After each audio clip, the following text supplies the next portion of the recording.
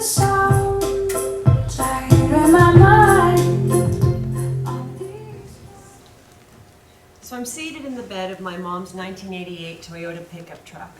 I'm in the camper shell, and above my head hang found treasures. Broken wind chimes, keychains, things erratically affixed to the wood paneling. I used to call my mom's truck the gypsy wagon because you could hear it turn a corner from 3 blocks away as everything rattled around. Seated across from me is my mom, and in her hand, a small brown ring box. In her eyes, a look of anticipation. But her face is sallow. Her arms are bruised, pockmarked, and she's way too thin. My mom is addicted to speed. This truck is her home, and it's my 16th birthday. By my junior year in high school, I lived with my dad full-time, and I didn't know when I'd expect to see my mom. I would page her. Sometimes she'd call me back. Sometimes it was an angry stranger. Sometimes she'd show up at my dad's house to do things like ask for money or hose off her futon mattress on the front lawn. My stepmom loved that one. Today, as I walked out of Wilson High School, I saw the gypsy wagon parked on the street. I approached the back, I knocked on the door to the camper shell, and the truck rattled and shook, and the dog barked, and the objects rang, and my mom opened the door, half crawling, half lurching, like a wild animal released into suburban daylight for the first time. I take the ring box from her hand, and as I'm opening it, she says, "It's so delicate, it made me think of you." And it's a small golden ring, a fine band, with 2 little diamonds. It's shaped like a right and a left hand touching at the fingertips.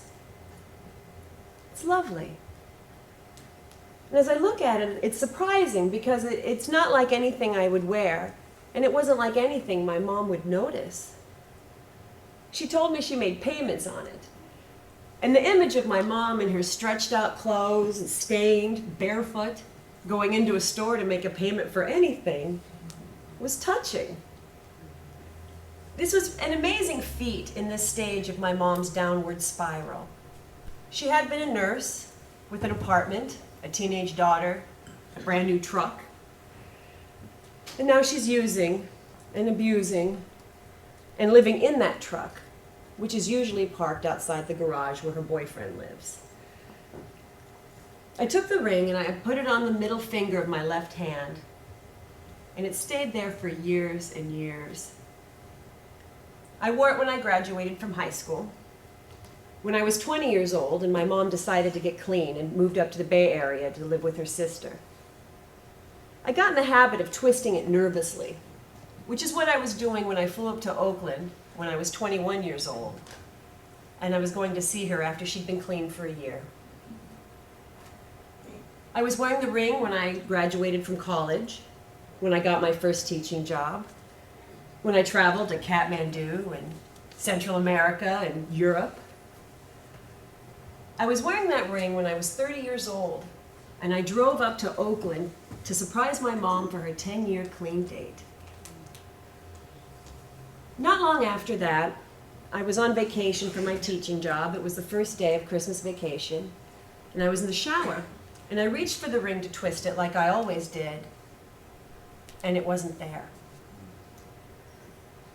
I looked at my hand, and all I could see was the crevice of where I had sat for 14 years. I could see where the 2 diamonds had pushed into my skin, but there was no ring. And frantically, I searched the bottom of the shower looking for it. I searched the bathroom, the bedroom, the living room, my car. I called friends to help me with fresh eyes. My dad came over and pulled apart the plumbing in my bathroom. I looked everywhere, and it was gone. I was devastated, and I grieved. I grieved for my ring, and I grieved for that little girl raised by drug addicts. I grieved for the stability she hadn't known.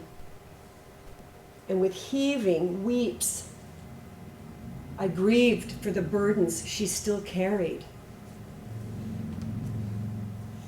No matter how many times I begged for my mom's forgiveness, she continued to say, "It's fine, sweetie, that kind of thing happens," but I couldn't let it go.